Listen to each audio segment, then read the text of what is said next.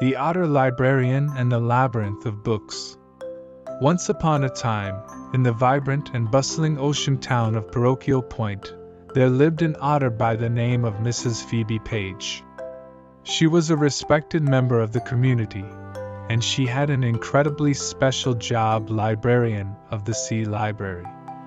Mrs. Paige was an avid reader, and she naturally found solace in books. Thus her coveted job at the Sea Library was one of thoughtful joy and solace. But when she took up the job, she was hesitant. She was unfamiliar with the way a library worked on land, and most of all, she was scared of the vast labyrinth of books the library housed.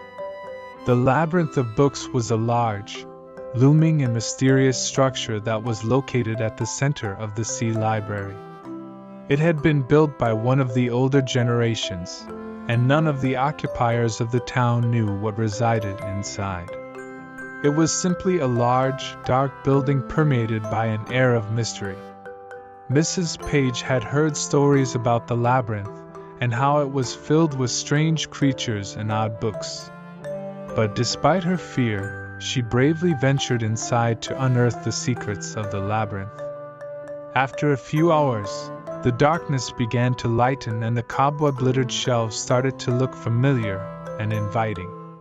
To her surprise, Mrs. Paige found that the walls of the labyrinth were filled with books from all over the world.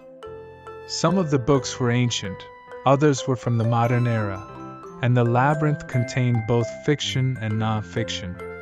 The only thing the books had in common was that they were all interesting and captivating. It was then that Mrs. Paige discovered that the labyrinth wasn't filled with strange creatures, but instead, with an army of little bookworms, cockroaches, spiders, and other book-loving creatures. Mrs. Paige welcomed the company, and she soon realized that these little bugs could help her in her quest. The bugs and Mrs. Paige embarked on a journey to discover the secrets of the Labyrinth of Books. They followed dusty hallways, navigated murky canals, and opened doors to uncover the many stories and wonders that the labyrinth held. Through the little bugs, Mrs. Paige learned that the real secrets of the labyrinth were the tales contained within each book.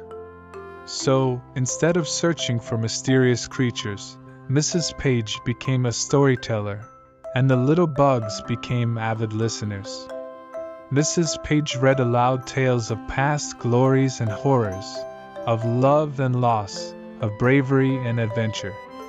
As the days went by, Mrs. Paige read new stories to the little bugs, and the little bugs would eagerly fall asleep with content smiles on their faces.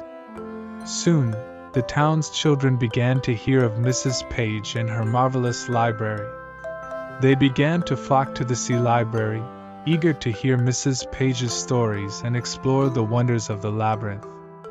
Mrs. Paige became the happiest librarian when there were crowds of children in her library. She enjoyed reading stories to them and showed them the many secret passages that the little bookworms had revealed.